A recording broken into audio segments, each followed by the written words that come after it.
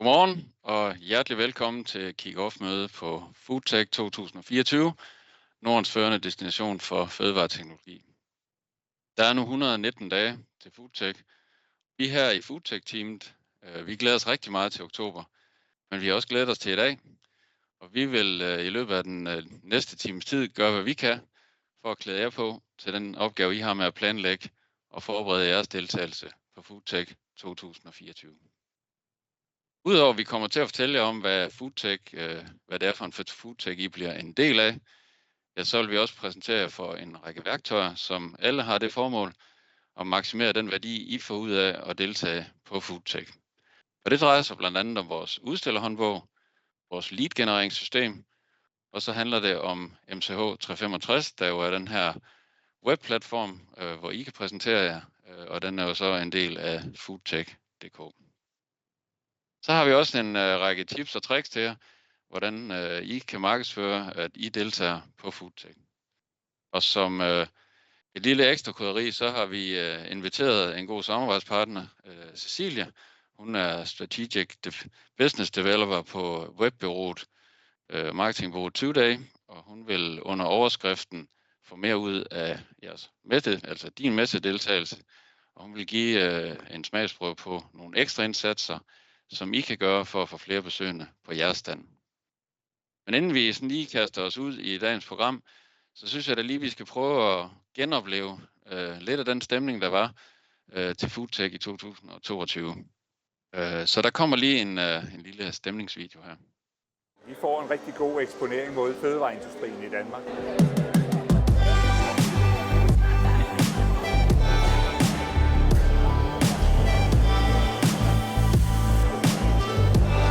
Foodtech er vigtigt, fordi vi har en direkte adgang til vores kunder. Vi møder alliancer, vi møder strategiske partnere, og så er det et sted, hvor man også møder den næste generation i branchen.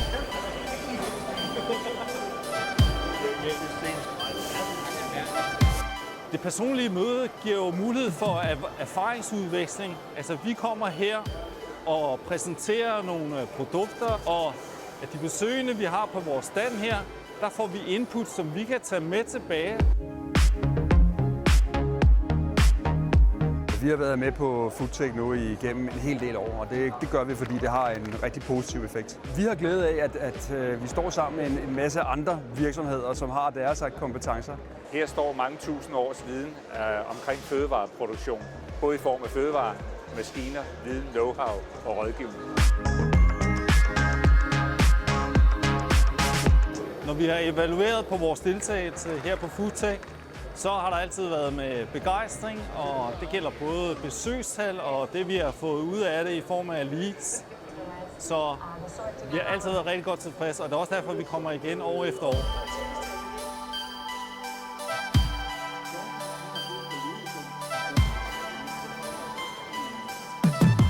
Det koster jo nogle penge, men det er penge, der er godt givet ud.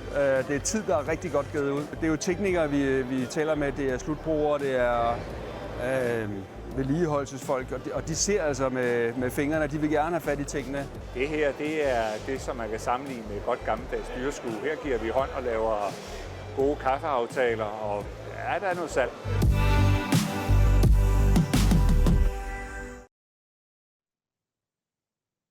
Sådan. Og lad os så komme i gang med dagens program, som vi lige har samlet i et overblik til jer her.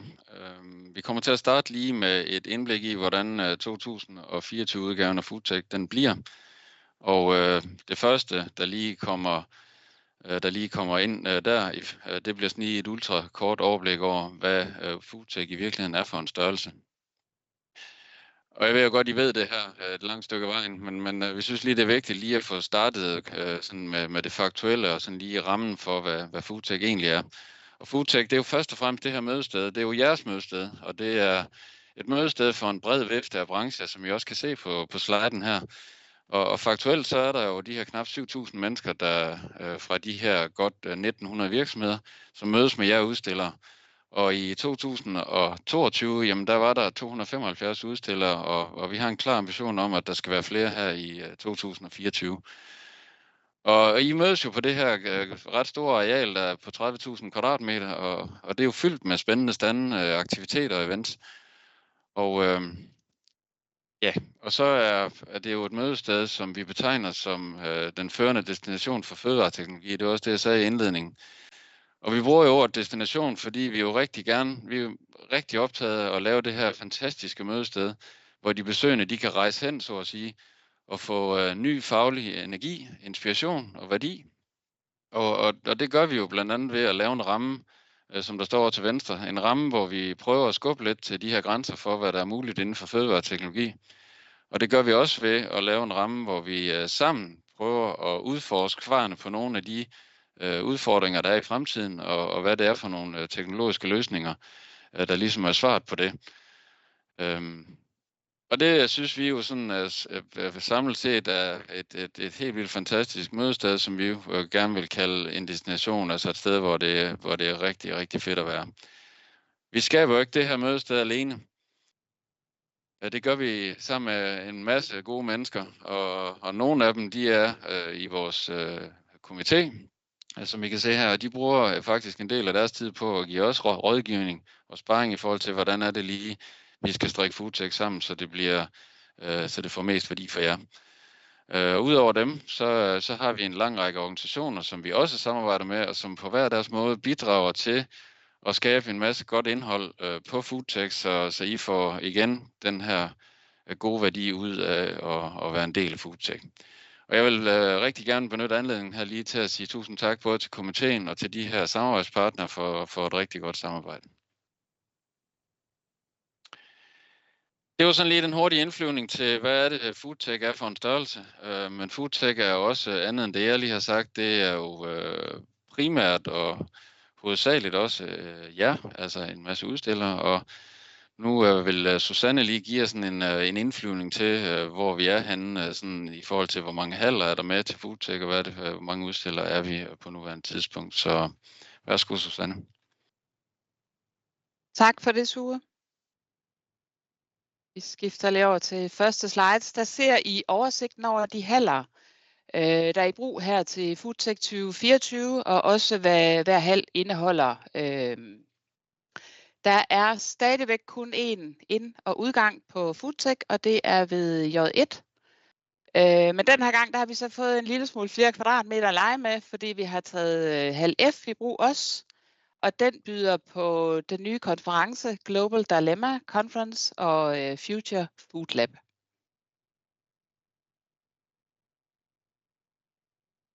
Der er pt. Booket 237 stande, altså 237 udstillere, og de fordeler sig på et areal på 7200 kvadratmeter. Hvis vi går ind og sammenligner lidt med 2022, så er de 7200 kvadratmeter, det er faktisk 90% af det totale areal, der bliver booket sidst på FoodTech. Så det er på godt jysk rimelig okay. Næste her. Skal vi ikke, vi går lige tilbage. I vores analyse, som I kan se, der var der 61% af udstillerne, der forventede, eller i hvert fald sandsynligvis, ville udstille igen på FoodTech i 2024.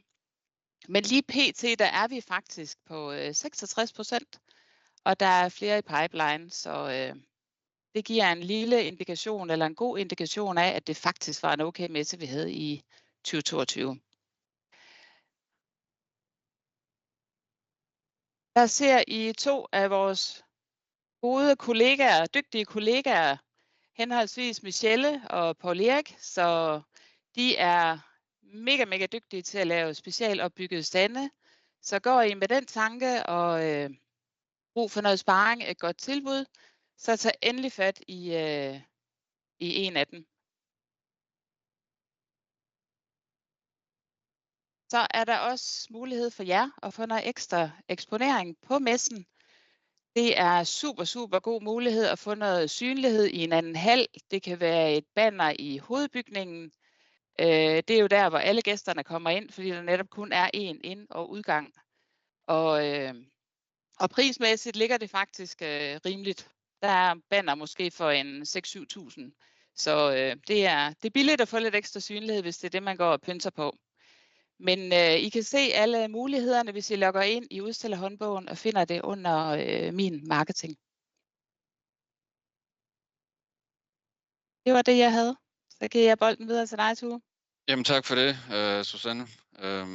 Og nu vil jeg lige tage igennem. Det er jo sådan, at udover alle de her udstillere, som Susanne hun lige fortalte om, jamen så er Foodtech også en lang række aktiviteter og events, og dem kunne vi faktisk underholde med i en time, hvis det skulle være, men det skal jeg nok lade være med at gøre. Det jeg vil gøre nu her, det er at lave sådan en hurtig indflyvning over dem. Og så er I bare super velkommen til at tage fat i os, hvis der er noget af det, hvor jeg tænker, det her det kunne vi godt tænke os at få uddybet, eller har nogle input til, eller det kunne vi godt tænke at være en del af, så ræk endelig ud til os herefter mødet nu. Så hvis vi lige spoler frem her, så kan man se overblikket over de aktiviteter og events, som vi kommer til at gennemføre i 2024. Og som I kan se, så er der en label, der står ny på ved en hel del af dem. Vi kommer til at lave en del nye aktiviteter her i 24, og vi har heldigvis også nogle tilbagevendende, så det bliver sådan en rigtig godt mix. Men hvis vi starter op fra venstre øverste hjørne, toppen der, hvor der står 3D, ja, så er det jo en ny aktivitet, som vi laver, en event, vi laver første gang på Foodtech. Vi har tidligere lavet den på vores HI-messe med stor succes. Så vi kommer til at lave et DM i 3D-print for erhvervsskoler. Og det er sådan strikket sammen, at der kommer op til 10 hold fra forskellige skoler i landet. Og som det selvfølgelig ligger i kortene, så skal de jo dyste om et DM, og det kommer de til at gøre over de 3 dage, messen den kører. Og eleverne, de vil konkurrere i nogle forskellige teknologier, der tilsammen skal demonstrere deres kompetencer inden for 3D-print. Og opgaverne, de vil så naturligvis være målrettet brugen af 3D-teknologi inden for fødevareindustri. Så hvis man er nysgerrig på, hvordan man kan bruge 3D-teknologi i fødevarebranchen, jamen så er man da velkommen til at kigge forbi i HLK, hvor vi har den her event. Og jamen der vil også være udstillere fra 3D-branchen repræsenteret i det område. Så spoler vi lidt til højre her, og så står der delegationer, og så står der også, det er også en ny aktivitet. Det er ikke fordi, vi aldrig har arbejdet med delegationer før, men vi har gjort en rigtig stor ekstra indsats den her gang for at få delegationer til at besøge Foodtech. Og specielt i forbindelse med, at de er i Danmark i forvejen. Og det har vi gjort i tæt samarbejde med Udenrigsministeriet Trade Council og Danish Export. Og lige nu, der kan vi jo sige med stor sandsynlighed, at der kommer en delegation fra USA, og vi arbejder også på nogle besøg fra andre lande herunder Tyskland, Polen, Italien og Frankrig. Og i den forbindelse, så kan jeg lige nævne, at vi indleder et samarbejde med en organisation, der hedder Enterprise Europe Network. Og den organisation, den har simpelthen som formål at lave matchmaking mellem udenlandske besøgende og udstillerne. Og alt det her, alle de her tiltag, der handler om udenlandske gæster, det er jo noget, vi laver som konsekvens af, at vi i tidligere undersøgelser har fundet ud af, og det viste vi sådan set godt, at en stor del af udstillerne jo har en meget stor eksportandel af deres omsætning. Så det giver god mening, og vi er også i en rigtig god gænge på det her. Så rykker vi lige en tak til højre igen. Endnu en ny event, Future Food Lab, som ordet jo nærmest siger, så handler det om fremtiden inden for fødevarelaboratorier. Og det er et område, der kommer til at ligge i HLF, som jeg tror også lige Susanne nævnte. Det er et område, vi laver i et tæt samarbejde med Innovation Lab, og ja, vi stiller egentlig sådan helt basalt et spørgsmål, hvordan kommer fremtidens fødevarelaboratorium til at se ud? Og ikke mindst i den sammenhæng også, hvordan kommer det til at se ud, både når man er fysisk i laboratoriet, men også når man skal arbejde hjemmefra. Og det bliver et område, hvor vi kommer til at, altså man som besøgende kan prøve at udforske nogle nye teknologier. Man kan se nogle prototyper og nogle tidlige produkter, som ikke er lanceret endnu. Og så kommer der til at være oplag i det her område, hvor man sådan ligesom prøver at få præsenteret nogle bud på en fødevare fremtid, hvor vi så lægger op til en debat og noget diskussion, så man ligesom kan deltage i den der med, hvordan er det i virkeligheden, vi ser en fødevare fremtid, og en fremtid ikke mindst i fødevarelaboratorien. Så er der et hak til højre igen, og det er den, som Susanne også lige snittede. Vi kommer til at introducere en helt ny konference, der hedder Global Dilemma Conference, og den laver vi sammen med en samarbejdspartner, der hedder Insight Events. Konferencen den kommer til at køre over 2 dage, onsdag og torsdag. Og med et, tør jeg godt sige, et imponerende line-up af både danske og internationale talere og debattører og keynotes. Ja, der stiller konferencen her, den stiller skarpt på de her store spørgsmål og dilemmaer, som der er i branchen i forhold til den her grønne omstilling. Og nu skal jeg nok lade være med at trætte jer med alle temaerne, men bare lige for at give jer et indsnit i, at konferencen den kommer simpelthen til at tune ind på 4 sådan områder, og man kan sige, at den første, det er, og nu kommer de på engelsk, og det er også lidt at gøre med, det er jo sådan en konference, der har et internationalt udsyn. Det første tema, det er Exploring Political and Financial Framework. Punkt nummer 2, det er Balancing Energy and CO2 Reductions. Og nummer 3, det er Resource Optimization and Circular Economy. Og den fjerde og sidste er Navigating Behavioral Issues in the Food Tech Sector. Så det er sådan temaerne, der kommer til at foregå på en hovedscene i HLF, hvor konferencen den bliver gennemført. Men udover den, så er der sådan en, vi kalder den en specialist stage, hvor I udstillere har mulighed for at bidrage med indlæg og taler, der ligesom på en eller anden måde har noget med de der 4 temaer at gøre. Og dermed har I sådan set også mulighed for at bidrage til den her debat, og ikke mindst præsentere de løsninger, som I har på de udfordringer, der er. Og der kommer vi til at lave nogle timeslots, som man kan byde ind på til en skarp pris, og de vil komme ud og leve de her timeslots i løbet af juni måned her. Så hvis det kunne have interesse, så ræk endelig ud til os. Ja, vi vil være lidt videre til en tilbagevendende stor event, som vi har haft fornøjelsen af i noget tid efterhånden på FoodTech. Fordi under mantraet tradition og fornyelse, så afholder International Food Contest, den bliver afholdt igen på FoodTech. Det er jo den her årlige unikke begivenhed med fokus på mejeriprodukter, hvor tilmeldte produkter fra rigtig mange lande, de bliver sådan kvalitetsvurderet ud fra nogle faglige kriterier.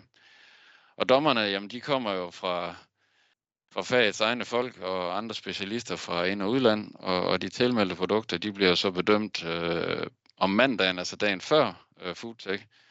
Og de her dommere, de bedømmer så produkterne, og så tildeler de nogle ærespræmier til alle hold, og medaljer til de bedste. Og i løbet af messen, der kan de besøgende jo så opleve de her præmieoverrækkelser, men de kan i særdeleshed også smage på de her produkter for de tilmeldte produkter. Så det er jo en rigtig god oplevelse for mange af de besøgende. Og som arrangør bag International Food Contest, der står så Mejeriforeningen og Foreningen af Mejeriledere og Funktionærer, og Foreningen af Danmarks Privatmejerier og Dansk Oste- og Smørforening. Så har vi også en lille ny ting, som vi jo, om man kan kalde det sådan decideret en event, det ved jeg ikke, men det er en ting, vi gør rundt omkring på messen, hvor vi får lavet nogle forskellige områder, hvor man kan netværke. Det handler jo meget om, at I også som udstiller får mulighed for at netværke, specielt sidst på dagen under messerne. Så der bliver sådan nogle områder rundt omkring på messen.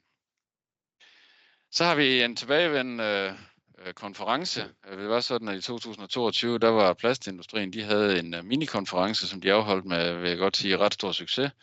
Og den kommer igen, så det er vi super glade for. Og så det bliver en halvdags konference på første dagen af messen, altså om tirsdagen. Og der er lige nu et program undervejs, og det forventer vi, at det er klar her medio ultimo juni. Så vil nogen kunne huske, at vi også havde et ret stort område i HLM i 2022, der handlede om vand og vand i fødevareindustrien, og ikke mindst vandteknologi. Og jamen det har vi arbejdet videre med, og det afholdes den her gang i J1, og det er blevet, udover det handler om vandteknologi, så kommer det også til at handle om energioptimering. Så derfor hedder det nu Water and Energy, det område, som er i J1. Og udover at man kan opleve en hel masse virksomheder, som har noget teknologi, der handler om det, ja, så vil man også kunne opleve den tilbagevendende IFC Water Congress, som også vil være en del af det område. Og også en scene, vi kalder Water and Energy Stage, som vil være en scene, hvor de besøgende kan opleve nogle sådan helt lavpraktiske og konkrete løsninger på de udfordringer, de går og råder med i dagligdagen. Og programmet for de her, både for kongressen og for den her scene, det er lige på trapperne, i hvert fald for så vidt angår kongressen. Programmet for Water and Energy Stage, det vil være færdigt inden udgangen af juni måned. Ja.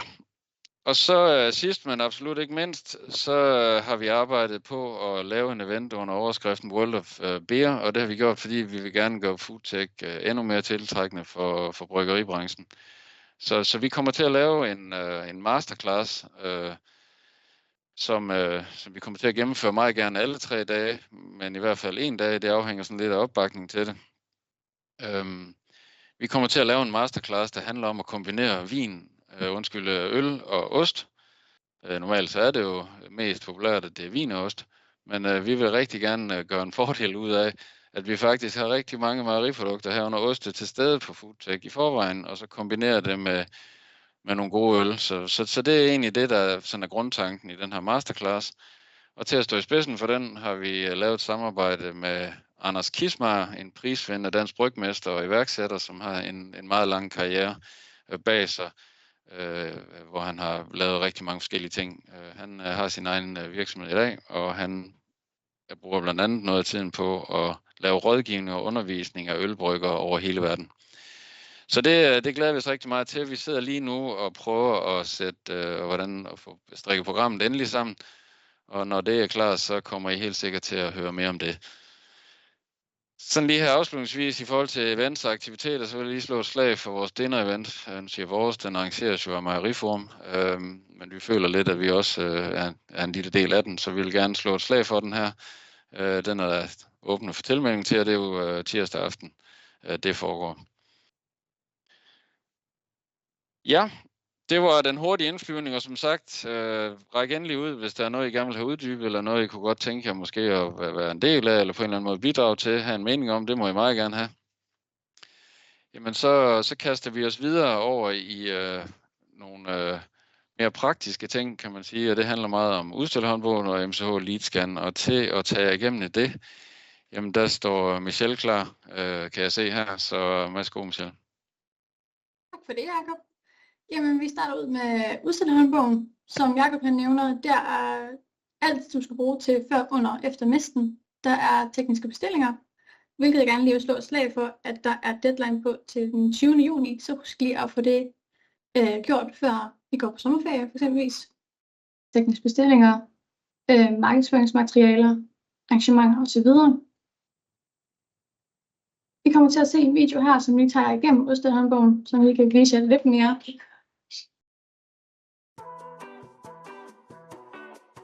Velkommen til MCH's udstillerhåndbog. For at kunne logge ind i udstillerhåndbogen, så gå ind på udstiller på hjemmesiden og find udstillerhåndbogen og klik ind her. For at kunne logge ind, har du modtaget et login via Udstillernyt. Derfor er det vigtigt at dele login-oplysninger med din kollega eller få dem signet op til vores Udstillernyt. Når du logger ind, kommer du ind på vores forside. Her i øverste bjælke kan du se forskellige emner, som vi kommer til at gennemgå med et øjeblik. Og helt øverst kan du se Message Shop, nye bestillinger og standtegninger. Du kan bare se kommende deadlines, forskellige info og tidligere udsendte udstillernyt i bunden. Under deadlines kan du finde kommende deadlines, åbningstider og en checkliste. Under min messedeltagelse kan du finde alt info, du skal bruge til din messestand, standmuligheder, tekniske bestillinger, opbygning, nedbrydning osv. Information til de personale på standen. Her kan du også finde info omkring, hvordan du opretter dit adgangskort, forplejning og MCH LeadScan. Under min markedsføring kan du finde alt, du skal bruge til din markedsføring før mesten. Her kan du finde alt fra banner, og invitationer og gode tips. Under arrangementer og aktiviteter vil der løbende komme arrangementer for jer som udstillere.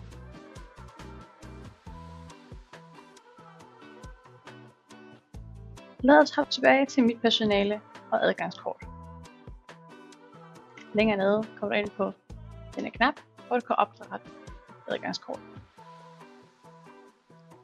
Hvorefter den her side åbnes. Her kan du få oprettet tandpersonalekort, arbejdskort. Det er også her, du kan oprette MCH Leadscan bruger og kan finde din invitationskode og se lønniveaukoden. For at kunne oprette en bruger MCH Leadscan, skal du først have oprettet et udstillerkort og adgangskort, hvorefter du kan oprette en bruger herinde. I forhold til invitationskoder, så vil du her kunne se, hvor mange der har oprettet sig på jeres kode, hvor mange I har tilbage på koden, og hvor mange der har benyttet sig af selve koden. Hvorefter der vil dukke et Excel-ark op, hvor du kan se, hvilke besøgende netop har brugt jeres invitationskode. Vi vender tilbage til forsiden. Forsiden kan du øverst også se messeshoppen. Det er her, at du kan bestille diverse varer til din messestand. Under mine bestillinger kan du se, hvilke bestillinger der er foretaget. Og under standtegning kan du finde din standtegning.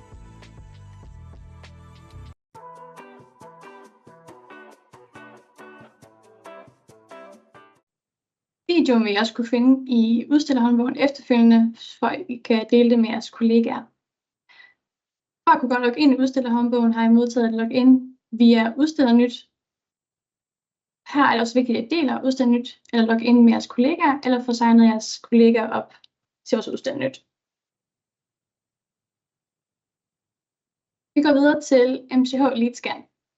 MCH Leadscan er vores nye Leadscan-platform inde i huset. Den kan bruges til på messen, hvor jeg har haft en samtale med jeres besøgende, hvor I kan scanne dem og gemme dem efterfølgende. Her på skærmen kan I se, hvordan I opretter jer. I skal først have oprettet et udstillerkort, hvor I efterfølgende kan oprette en bruger til det her MCH Leadscan, hvor der skal laves et brugernavn og et login, og efterfølgende I kan scanne en QR-kode i guiden, og I bare kan bruge den derfra. Efter messen, så kan I hente en liste ned, hvor I kan se, hvem vi har snakket med, og hvad for nogle noter I har taget. Her kan I se de forskellige skærme. Ved skærm 1, der viser I, hvor I logger ind, hvordan det ser ud. Ved skærm 2 er, hvordan det ser ud, når I skal til at scanne billetten. Og ved nummer 3, der kan I se, hvor I kan notere noter, og hvor I kan også gemme nogle billeder ned, hvis det skulle være behov for det. Ved nummer 4, så kan I se listen over de scannede billetter, I har fået lavet, eller de scannede personer, I har fået ind. Efterfølgende efter messen, så kan I sende dem videre til jer selv via e-mail.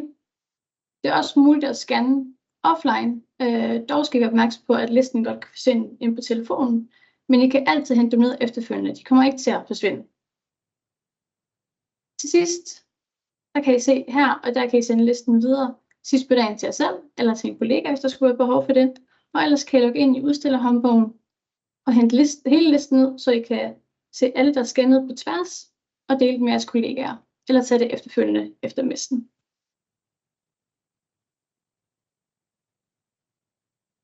Så giver jeg den videre til dig igen, Sue. Jamen tak for det, Michelle.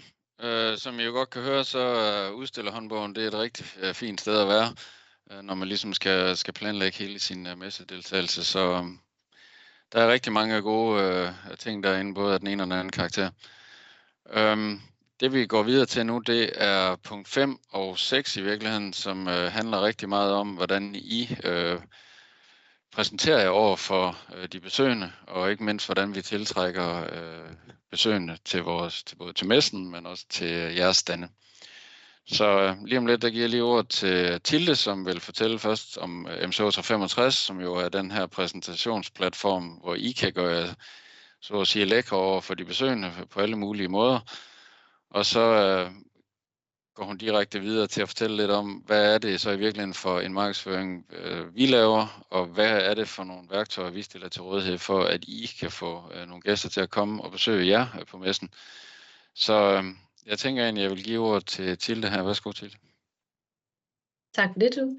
Jeg har som sagt lige taget med omkring MCH 365, vores online udstillerplatform. De af jer, der er med i 22, I kender formentlig allerede til vores nye platform, som vi jo lancerede under messen i 22. Og for andre af jer, der vil det være en helt ny platform. MCH 365, det er jeres mulighed for at brande jer 365 dage om året over for både fagpressen og i særdeleshed også over for de besøgende. Som udstiller, der får I en gratis profil, der er integreret på vores hjemmeside, både en dansk profil og en engelsk profil. Her har I rig mulighed for at oprette produkter, events og nyheder og artikler, samt lave en beskrivelse af jeres virksomhed. I kan også oprette kontaktpersoner derinde, så de besøgende nemt kan få fat i jer, eller lave links til jeres landingssider og sociale medier. Men hvordan er det så lige det her 365, det fungerer? Det har vi lavet en lille video om, hvor vi viser alle de muligheder, I har for at opnå synlighed med alt lige fra produkter til nyheder og til events. Velkommen til MCH 365, en platform, hvor I som kunde i MCH AS kan brande jer selv online på vores forskellige messers hjemmesider. Første gang I skal bruge MCH 365, modtager I en automatisk mail fra systemet. Mailen ser således ud og indeholder et link til at oprette et password til jeres online profil. Når I klikker på linket, oprettes I som bruger. Jeres brugernavn vil være den e-mailadresse, som mailen er sendt til, og kodeordet definerer I selv. Der er én bruger per virksomhed. Fremadrettet går I på www.mch365.dk og logger ind med jeres e-mail og nye password.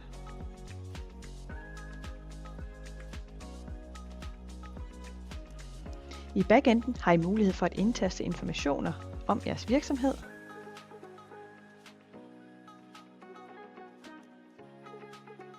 og I har mulighed for at oprette kontaktpersoner, nyheder og produkter med videre, og ligeledes har I mulighed for at definere jeres egen brand color og lægge et topbanner ind, så I får et look and feel af lige præcis jeres virksomhed. Vi vil gerne understrege vigtigheden af, at I får udfyldt jeres profil. I skærmbilledet her kan I se forskellen på den tomme MCH-profil og de udfyldte profiler omkring den. På den tomme profil figurerer kun virksomhedsnavnet, men ellers er resten tomt. Til sammenligning ser I her en udfyldt profil. Her ses både firmanavn og et udsnit af den indtastede præsentationstekst, og der vises både logo og et kort indblik i, hvilke informationer der herudover indtastes. Klikker I ind, kan man se den fulde profil med alle indtastede informationer.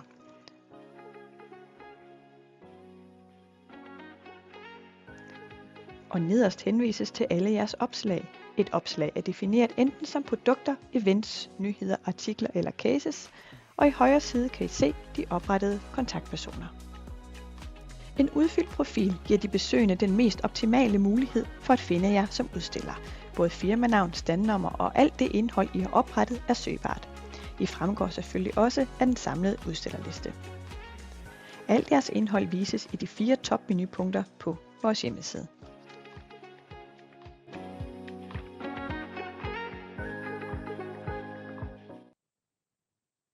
Ja, og lige for at summere op på videoen, så kan vi sige helt kort, så er det vigtigt, at I husker at gå ind og udfylde jeres profiler og sørge for at opdatere den løbende.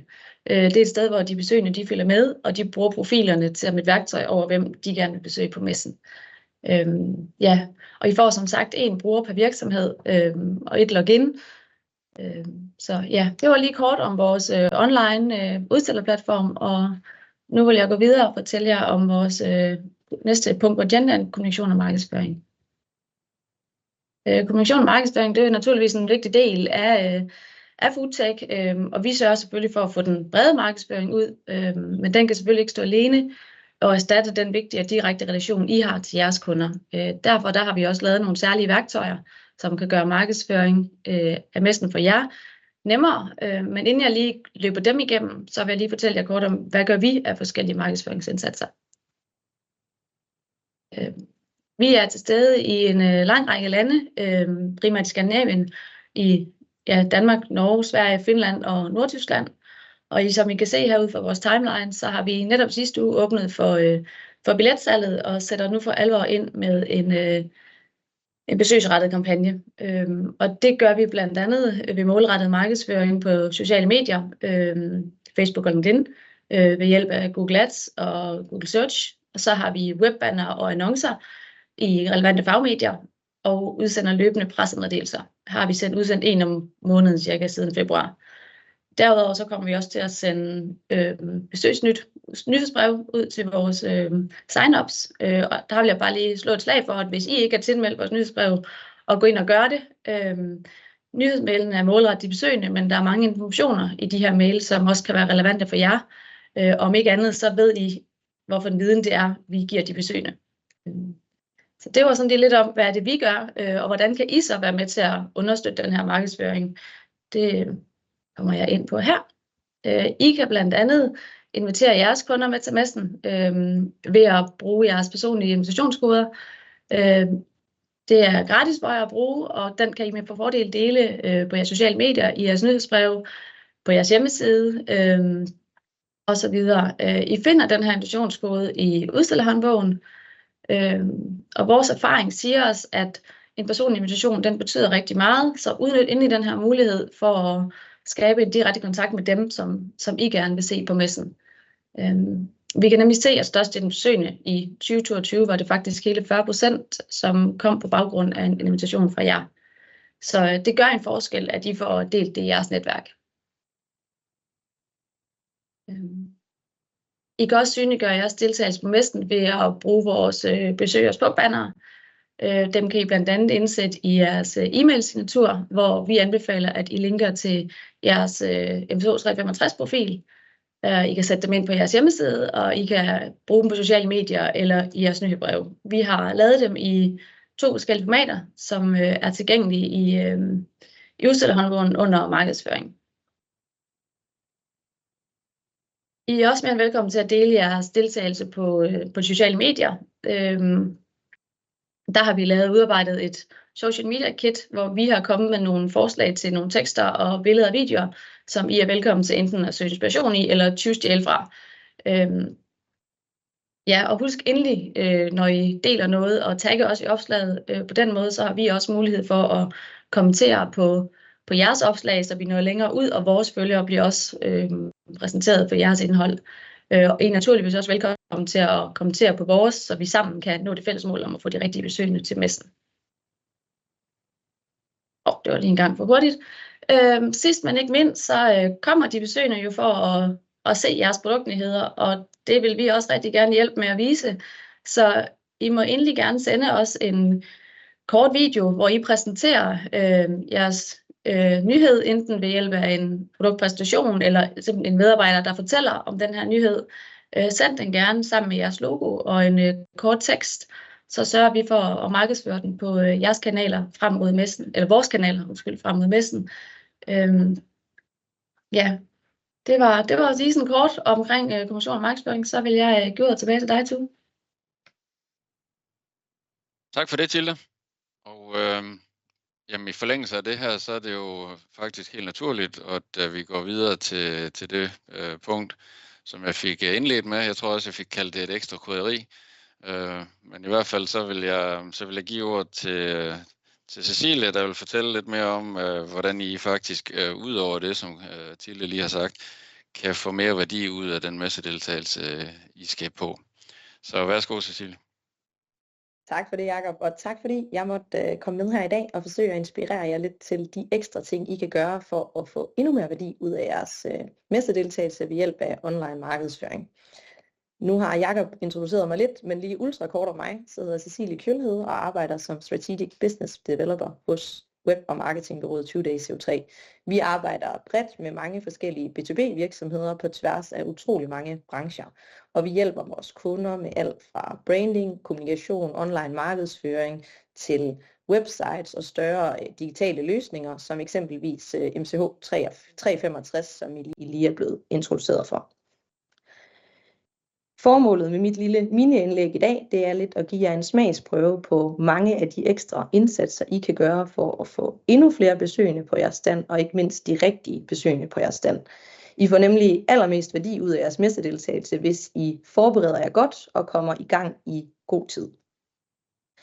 Som en del af jeres forberedelse til messen, så vil jeg anbefale, at I laver en dedikeret messe-marketingplan, hvor I ligesom beskriver alle de indsatser, I skal igennem op mod messen, under messen og efter messen. Den her messe-marketingplan, den giver jer et super struktureret overblik over de indsatser, I skal igennem, så det bliver meget nemmere at gå til. Det kan tage noget tid at få produceret det rigtige indhold og få gang i alle de her forskellige kanaler, der giver mening og værdi for jeres messedeltagelse. Så derfor vil min anbefaling være, at I kommer i gang hurtigst muligt, hellere i dag end i morgen, så I får allermest værdi ud af det. Det gode med sådan en messe-marketingplan her, det er egentlig, at I kan genbruge den fra år til år eller fra messe til messe ved blot at foretage nogle få justeringer. Så derfor så kan det godt være en rigtig fin investering at bruge lidt ekstra tid på at udarbejde den første messe-marketingplan, I skal i gang med. Som en del af den her messe-marketingplan, så vil jeg anbefale, at I laver en supplerende tidsplan. Det gode ved en messe-marketingplan, det er, at I allerede har en dato for messen, så på baggrund af det kan I ligesom begynde at planlægge alle jeres aktiviteter bagudrettet. I kan få sat i system, hvornår I skal sende den første e-mail ud, hvornår I skal lave det første opslag på jeres sociale medier. Måske skal I sende nogle personlige invitationer ud til enten eksisterende kunder eller potentielle kundeemner. Det kan være, at I skal have opdateret jeres Google My Business profil, og så skal I ellers finde ud af, hvornår I skal have sat gang i alt det her betalte annoncering, der skal være med til at markedsføre jeres messedeltagelse. Når I laver den her tidsplan, så er det super vigtigt, at I ikke stopper indsatserne, når messen starter, men at I altså fortsætter med at planlægge de indsatser, der skal ske under selve messen, men i høj grad også efter messen, så I faktisk får fulgt op på de potentielle leads og gode dialoger, I har haft på messen, og får dem konverteret til reelle salgsmøder på den anden side. Yes. Det er sådan, at Google siger, at vi i gennemsnittet skal eksponeres for noget 10,2 gange, før vi slår til. Så det betyder altså også, at det ikke er nok at lave et enkelt opslag på jeres virksomheds LinkedIn-profil, eller sende en enkelt e-mail ud om, at I deltager på Foodtech. I skal gå markant bredere til værks og inddrage flere platforme. Derudover så skal I arbejde på forskellige budskaber og vinkler på jeres messedeltagelse, for ligesom at gøre jer attraktive og trække besøgende til messen, og ikke mindst til jeres stand på messen. Vi kan desværre ikke nå at gå ned i dybden af alle de her kanaler, I med fordel kan bringe i spil og integrere som en del af jeres samlede marketingplan. Så jeg har udvalgt LinkedIn som et værdifuldt værktøj, I kan bruge til at få flere besøgende til jeres stand. LinkedIn er super værdiskabende og et gratis medie, der kan performe rigtig, rigtig fint, hvis man til og med bruger det rigtigt. Når I skal lave de her opslag på jeres virksomheds LinkedIn-profil op mod messen, så er det igen vigtigt, at I ikke bare laver et enkelt opslag, men I laver minimum 5 og gerne mange flere, der ligesom beskriver alt det, I gerne vil fortælle omkring messen. For at komme med lidt inspiration til, hvad sådan et budskab kunne være, så kunne det være, at I medbringer en ny produktnyhed på messen, som I gerne vil slå et slag for. Det kan også være, at I har en interessant produktdemo med, som ligesom kan gøre jer særlig attraktiv på messen. Det kan være, at I har en spændende konkurrence eller en anden aktivitet på jeres messestand, som kunne være interessant for målgruppen. Generelt så oplever vi, at de her ting, det virkelig er noget, der opnår en høj reach, hvis man markedsfører den del.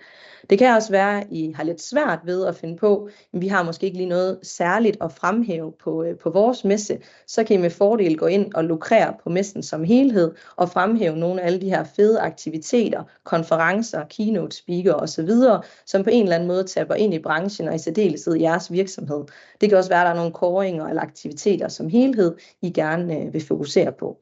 Men I er så først i mål, når I har lavet de her 5-10 opslag op til messen med forskellige vinkler og budskaber på jeres deltagelse på Foodtech.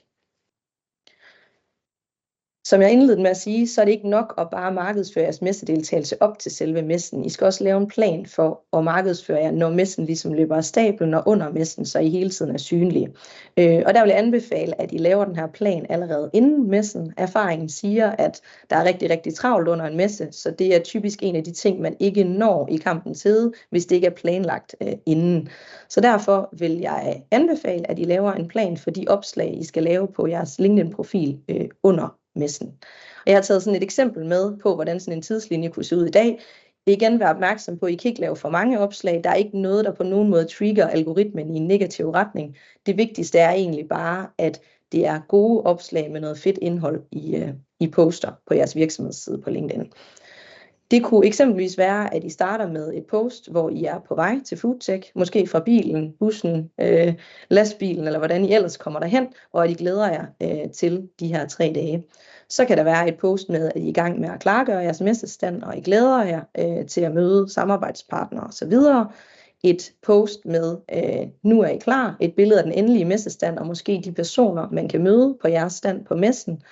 Så kunne det være igen, at I fremhæver en produktnyhed. Det gør ikke noget, hvis I har lavet et opslag for 2 måneder siden omkring, at I medbringer den her produktnyhed, at I så siger det igen under selve messen. Der har folk allerede glemt det igen, så det er egentlig fint at minde dem om det, hvis der går sådan et tidsinterval.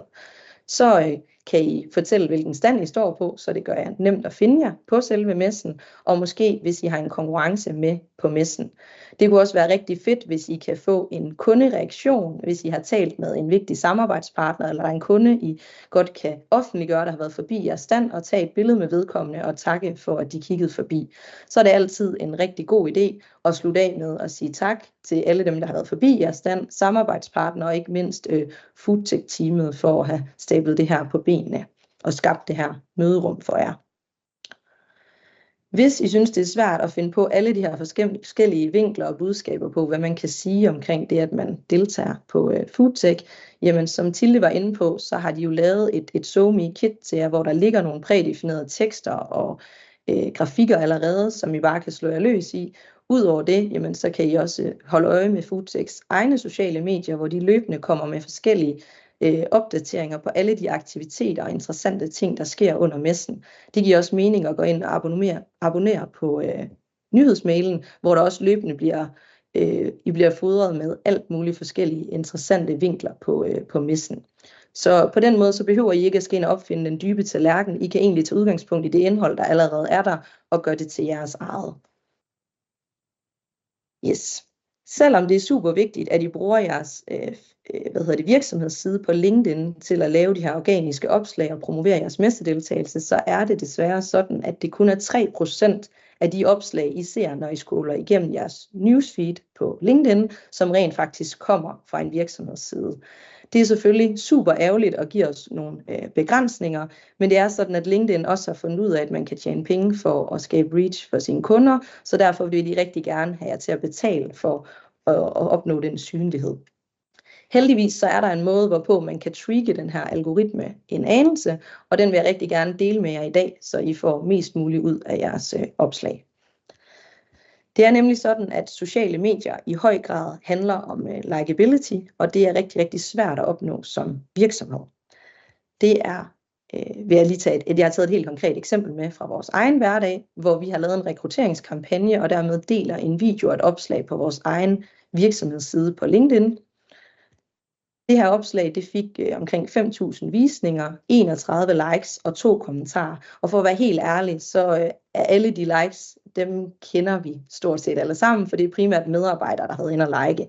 Og det er sådan et meget standard billede af, hvordan organiske opslag performer på LinkedIn.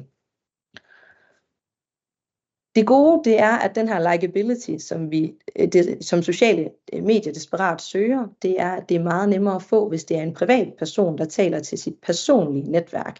Det er derfor vigtigt, at I som en del af den her messe-marketing-forberedelse får motiveret jeres kundevendte medarbejdere, og måske dem med de største netværk, til at hjælpe med at markedsføre jeres messedeltagelse på Foodtech. Jeg har taget et praktisk eksempel med, hvor vi netop lavede den her øvelse internt og fik samtlige medarbejdere til at dele den her rekrutteringskampagnevideo med en tekst til. Budskabet var stort set det samme, men ordlyden en lille smule forskellig. Og resultaterne, jamen de taler egentlig nærmest for sig selv. Vi opnåede en stigning i antallet af visninger på 4.000%, en stigning i antallet af likes på 5.000% og en stigning i antallet af kommentarer på over 14.000%. Så det viser altså bare, at det her det er et sindssygt værdiskabende værktøj til at nå ud med jeres budskaber omkring jeres deltagelse på Foodtech-messen. Så det er super vigtigt, at I får brugt jeres egen virksomheds LinkedIn-profil til at lave nogle opslag, men i særdeleshed, at I får motiveret jeres medarbejdere til at markedsføre deres deltagelse, fordi I altså når markant længere ud. Og husk på, det her det er jo helt gratis. Det eneste, det koster, det er egentlig jeres tid på at lave de her opslag. Og der kan I med fordel for at motivere jeres medarbejdere og kollegaer og gøre det lettere, måske lave et udgangspunkt til nogle tekster og noget grafik, de kan bruge, som de selv kan sakse rundt i, som vi jo egentlig har gjort med det her SoMe-kit, I kan bruge for Foodtech-teamet. Yes. LinkedIn og de her organiske opslag på både virksomhedsprofilen og medarbejderprofilerne, det er selvfølgelig ikke det eneste værdifulde værktøj, I kan bruge for at markedsføre jeres mesterdeltagelse ud mod jeres potentielle nye kunder og eksisterende kunder. Husk på det her faktum, at vi skal eksponeres for noget 10,2 gange, før vi slår til. Det betyder også, at det er vigtigt, at I sammensætter et strategisk kanalmix, og I når ud på flere platforme med flere forskellige budskaber, hvis I skal have maksimal værdi ud af jeres mesterdeltagelse. Her er det vigtigt, at I i den her overordnede marketingplan inddrager mange flere platforme. Det kunne eksempelvis være, at I sender fysiske invitationer ud til eksisterende kunder eller potentielle kundeemner. Det kan være, at I laver noget meget målrettet annoncering på LinkedIn, hvor I målretter efter en konkret virksomhedsliste og nogle stillingsbetegnelser derude. Det kan være, at I tager de her medarbejderopslag til et længere niveau, hvor I begynder at kaste penge efter de her opslag, så I når endnu bredere ud, men stadig har jeres medarbejdere som afsendere. Det kan være, at I bruger Google Ads annoncering til at stjæle kunder fra jeres konkurrenter. Det kan være, at I bruger jeres Google My Business profil til at promovere særlige events på messen, og det kan være, at I laver en sådan strategisk e-mail marketingplan, der gør, at I gradvist modner jeres potentielle kundeemner til at besøge jer ude på messen. Der er altså et hav af forskellige muligheder, man kan kaste sig over med henblik på at få endnu mere værdi ud af sin messedeltagelse. Vi kan desværre ikke nå at gå igennem alle de her forskellige platforme i dag, og vi kan heller ikke nå at snakke om, hvordan I så får de her potentielle leads, I opsamler under messen, til at blive reelle salgsmøder efter messen, som jo egentlig skal være det vigtigste af alt overhovedet. Derfor så vil jeg rigtig gerne invitere jer til at deltage i et gratis webinar, hvor vi går meget mere i dybden, tirsdag den 18. juni kl. 10, hvor jeg kommer med 7 konkrete tips til, hvordan I får meget mere værdi ud af jeres mesterdeltagelse. Her der kommer vi altså ind på nogle konkrete indsatser, I kan arbejde med, både før, under og efter messen på tværs af rigtig mange forskellige platforme. Og I må selvfølgelig meget gerne invitere relevante kollegaer med, som ikke er med på kick-offen i dag, men det her kunne have en interesse for. Jeg regner med, at det her webinar det kommer til at tage en 30-40 minutter, og I kan tilmelde jer ved at scanne QR-koden på skærmen, og ellers så får I også tilsendt et link på en mail senere i dag, hvor I kan tilmelde jer. Så jeg håber, I fik en lille smagsprøve på mange af de tiltag, I kan arbejde med for at få endnu mere værdi ud af jeres mesterdeltagelse. Og ellers så håber jeg, at vi ses på mit webinar om 2 uger. Tusind tak for jeres tid. Tak for det, Cecilie. Og jeg kan kun anbefale jer at tilmelde jer det webinar. Det kommer der rigtig meget godt ud af. Ja, det var faktisk dagens program. Og ja, som Cecilie sagde, så håber vi jo, at I fik noget ud af ikke kun det, hun sagde, men også sådan helt generelt det, vi havde til jer på paletten i dag. Ja, og hvis I skulle have nogle spørgsmål, jamen så ræk endelig ud til os. Jeg kan I gøre på forskellige vis, blandt andet via vores mail her, men ellers så er I også meget velkommen lige til at hoppe forbi foodtech.dk, fordi derinde, der kan man faktisk se de her mange glade ansigter, hvor der også er nogle kontaktoplysninger på os, og så er I så super velkommen til at række ud til os. Og ellers så vil jeg bare sige på vegne af teamet, tusind tak, fordi I var med her i dag. Og vi glæder os rigtig meget til at se jer i oktober. Så rigtig god til jer.